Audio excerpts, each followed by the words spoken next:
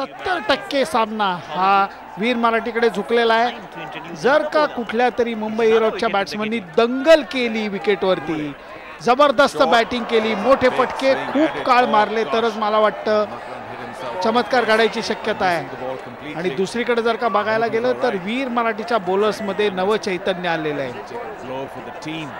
सगळे एकमेकांना साथ देत आहेत, एकमेकांना धीर देत आहेत, समजावतायत घाई करू नका, क्रिकेटमध्ये कुठल्याही क्षणी काही घडू शकतं। नक्कीच आत्ताचा बॉल जर बघितला तर मकरंदच्या हातातनं उडून तोंडाला लागलेला आहे, पण तरी सुद्धा जिगरबाज खेळाडू दिसतोय मकरंद देशपांडे, जिद्दीने खेळतोय, जिद्दीने विकेट कीपिंग करतायत सगळेजण।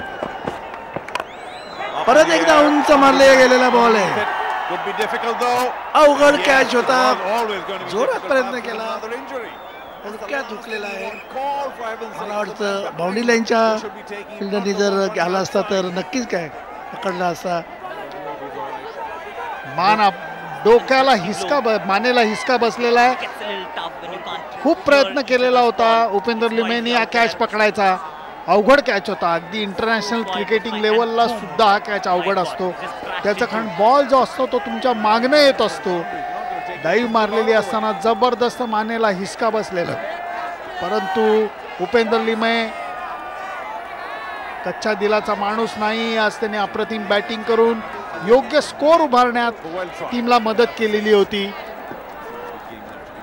कुणीही मैदान सोडायला तयार नाहीये, कारण प्रत्येकाला माहिती आहे हाच तो क्षण, हीच ती वेळ, आपल्या टीमसाठी आपण सर्वस्वपणा लावलंच पाहिजे, कारण हा सामना राजू इतका महत्त्वाचा आहे, कारण या सामन्यातला विजेता हाच सेलिब्रिटी क्रिकेट लीगच्या सेमीफायनलला पोहोचणार आहे।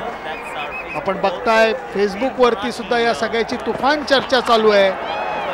फॅन्टॅस्टिक शॉट, अपूर्वाने गोळी शॉट मारलेला आहे, बम चिका वावा मुवमेंट म्हणायला लागेल याला, कारण काय ताकदीने त्यांनी हा शॉट मारला, अक्षरशः पापणी लवायच्या आत बॉल सीमारेषेच्या पार झाला होता। नक्कीच माझ्या दृष्टीने हा अपूर्व, हा जो बॅट्समन आहे मुंबईचा, हा वीर मराठीच्या दृष्टीने धोकेदायक वाटतोय, प्रत्येक बॉलला त्याचा फटका जोरकस जातोय। परत एकदा मला वाटतं की मुळेंनी थोडंसं स्पीडमध्ये बदल केला पाहिजे, कारण का हा अटॅकिंग बॅट्समन आहे, लेफ्ट हँडर आहे। परत एकदा शॉर्ट बॉल आणि बमची कॅच,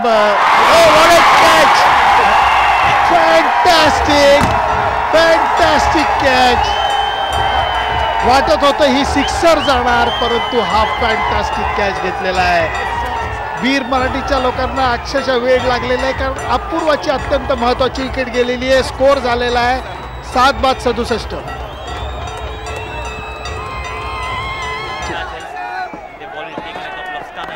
पुढचा बॉल शॉर्ट ऑफ गुडलेट बॉल, परत एकदा उपेंद्र लिमेनकडे बॉल गेलेला आहे, पॉइंटला एकही धाव नाही, प्रेशर येतं आहे। मला वाटतं की आता परत एकदा तुम्ही कॅच बघू शकाल, असं वाटत होतं की 6 रन येईल, पण किती छान जज केलेलं आहे आणि उत्कृष्ट पकडलेला आहे,